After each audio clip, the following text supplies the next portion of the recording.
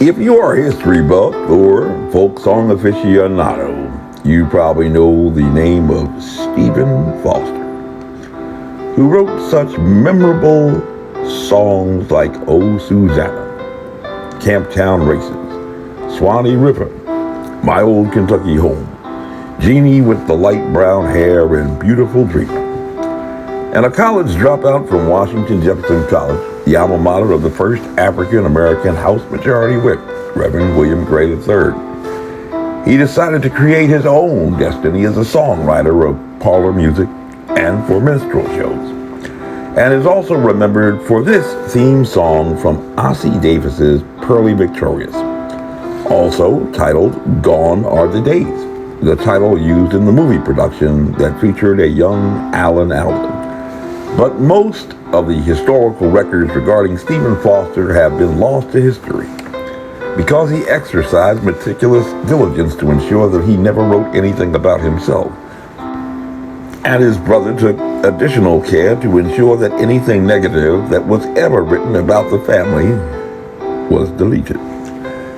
But even though some have described the song Old Black Joe as a somber and sympathetic tale about a slave longing for heaven, history does recall that Stephen Foster's family definitely opposed abolition of the institution of slavery, despite being in the northern state of Pennsylvania, where you have a friend.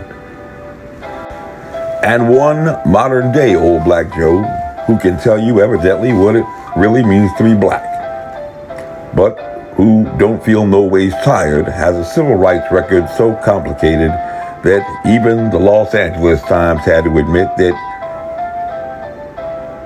it may be so far down that even down looks up, and he wasn't exactly the great emancipator for colored folks some may have hoped for in pandemic times. Even his running mate, a black woman, was described as a star being born when she ran for president against him and attacked his record on civil rights.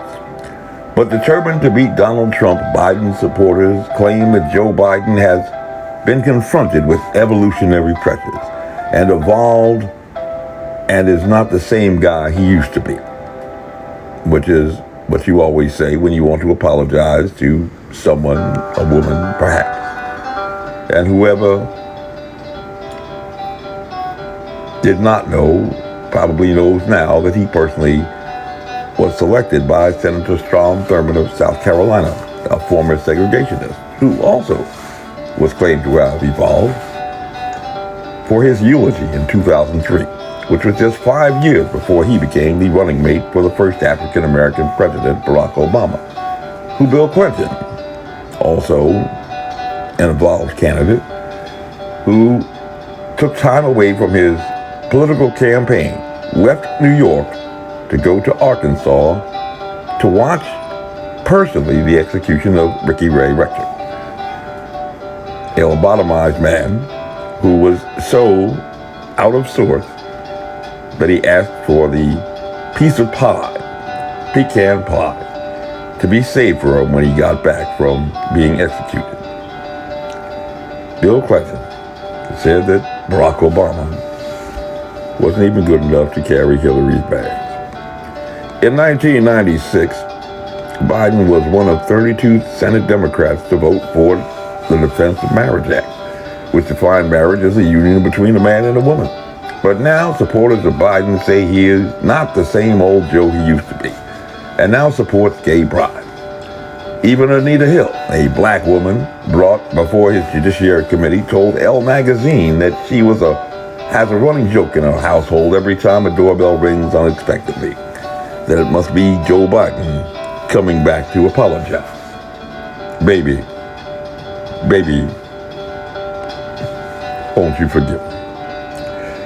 If voters of color are looking for JFK meets Jesus, they need to recall that Uncle Joe backed crime legislation that many blame for helping to fuel an explosion in prison populations and mass incarceration.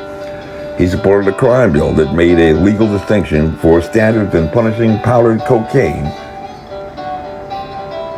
and street crack cocaine. and some may be concerned that he opposed busing for desegregation in schools.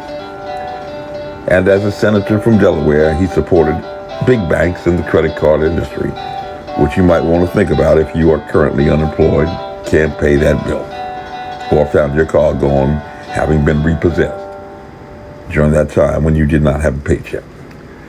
But Mama used to have a saying for uncertain times that it's better to be in a fight against the devil you know. And there's nothing worse than waking up next to something that looks nothing like the beautiful woman you met all dolled up with makeup the night before.